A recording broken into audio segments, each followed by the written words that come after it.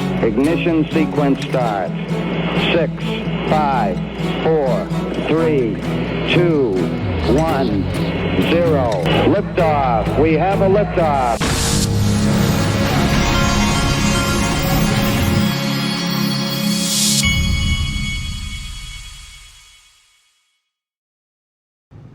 Hey everybody, this is the Digital Asset Investor, and we have a 227 XRP. We're going to talk about something interesting in the group today, and that is that Forbes billionaire list. I have a feeling that somebody that owns XRP will be on that list before this is over, and I have a feeling that they'll be at the very top of it, and we're going to talk about that. What would the XRP price have to be for that to happen? That's where we're going. Here is Representative French Hill on the legislation Crypto Week. Middle of making crypto policy for the United States of America. You have an upcoming Crypto Week. Tell us about that. Well, right now, digital assets, cryptocurrency, and everything related to using financial payments on a blockchain is basically not regulated, not clear to consumers, investors, entrepreneurs how to use it, how to avoid federal prosecution.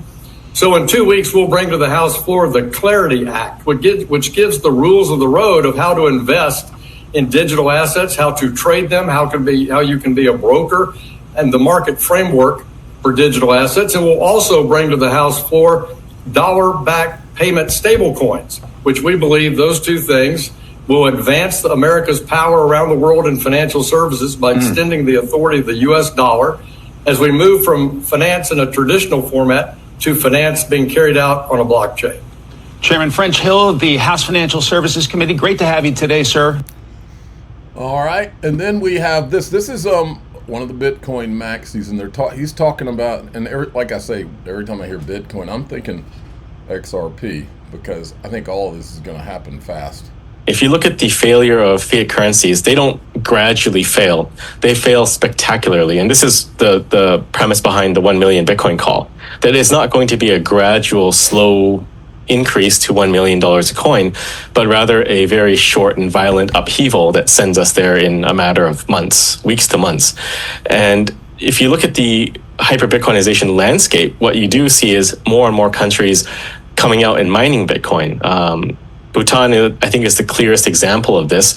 They have close to $1 trillion now in Bitcoin holdings from mining over the past 4 to 5 years. So if this is not an indication that hyper-Bitcoinization is coming, I'm not really sure what is. But countries that have excess energy, they can tap into that now and convert that into money. Okay, you've heard enough of that. Now that you've heard, I mean, all you've heard is Bitcoin, Bitcoin, Bitcoin.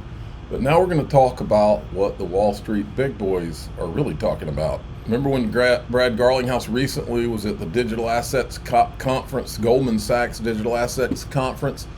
Well, this is the Goldman Sachs head of digital assets on stage at Token 2049. Listen to this. This is what the big boys are thinking about. The second part of the business is really driven around kind of tokenization and the use for kind of collateral mobility. And I think from a kind of traditional financial perspective, this is kind of one of the biggest opportunities we see. So if you think you've got kind of Donald Trump talking about the crypto capital of the world being the US, kind of what does that fundamentally mean? It means you're probably going to need a 24/7 marketplace.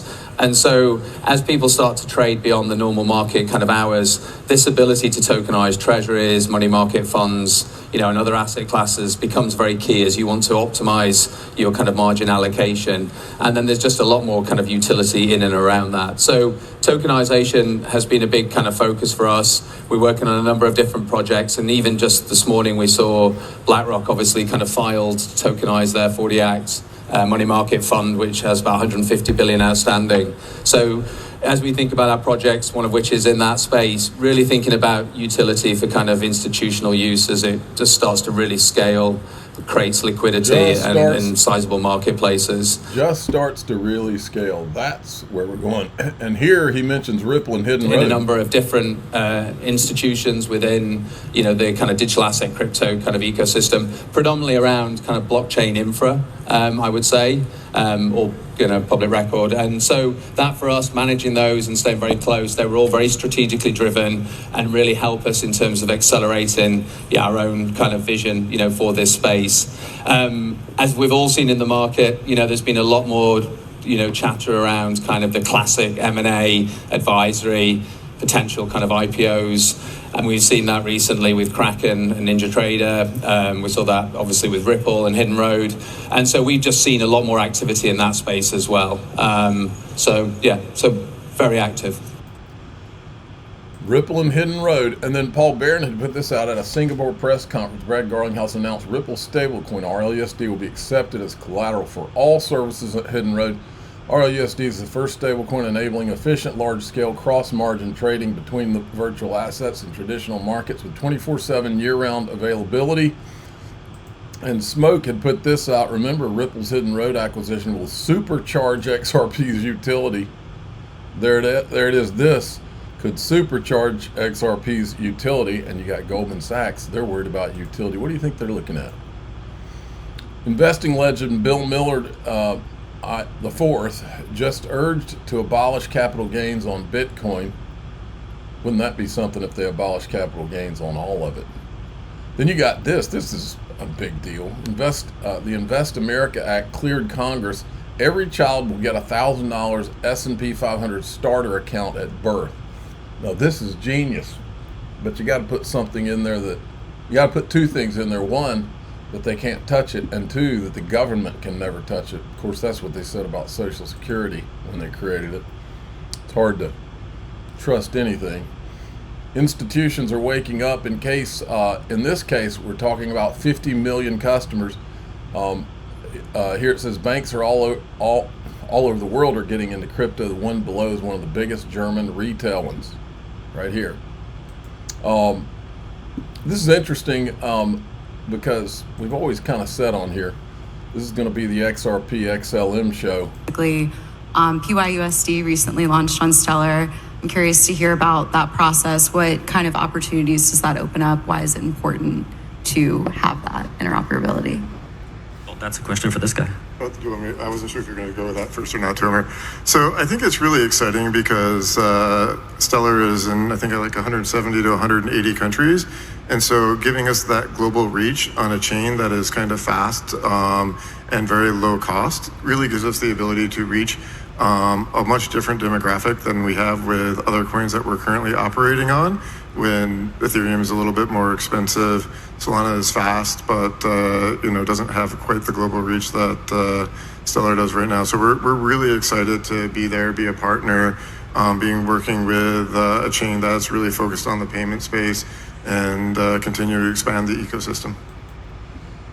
All right, and then this is from Caitlin Long. The magnitude of the Fed's non-compliance with the law for Fed master accounts is finally coming under greater media scrutiny, including the fact that only 2 non-traditional applicants for Fed master accounts have obtained them in the past decade, of which both had ex-Fed vice chairs for supervision on their board shareholders. This guy says Circle, Ripple, and Wise winning trust charters doesn't mean a Fed master account is a done deal. Only one of the 36 Tier 3 applications have been approved. Company has ties to former Fed vice chair. So basically they're saying if the former Feds are getting special treatment is what they're getting at, I guess. Look at this big picture. I like this big picture. This guy's this is the XRP chart, this is the Bitcoin chart. He's pointing up there into the $28 to $32 range. I like the sound of that. And then this is the XRP 2-day Bollinger Band squeeze. Big move likely to come soon. Now, every once in a while I wake up and I start just looking around, and it doesn't happen often, but every once in a while, all of the chart people, and I know nothing about charting, but it's interesting to look at every once in a while. Every once in a while, all of the charting people seem to be all of a sudden in sync on what they're seeing. This morning, when I was looking, I noticed that pattern. What were we at? We were at 227. I think we've been up around 228 today. But everybody seems to be thinking that this thing's about to go off. And I hope that that's exactly what happens. I think we're going to get this crypto, the Genius Act. They're calling, it's a drumbeat now. They're calling it Crypto Week in Congress and with the White House. And I think they're saying that bill is going to be on the president's desk by maybe the week after next, the day he signs that thing. And remember, Bo Hines said that just the Stablecoin Act would bring $15 to $20 trillion into the crypto market. And that is massive.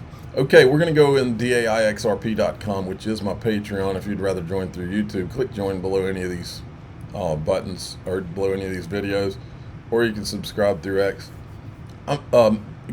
Anyway, I'm the digital asset investor. I'm not an investment advisor. This is for entertainment purposes only. Please subscribe, hit the like button, tell your friends and family. We're going to go talk about the billionaires, and which billionaire I think is going to be the first XRP billionaire that could even top the list. And I'm going to show you what it would have to be, what the price would have to be, and what it would look like. Here we go.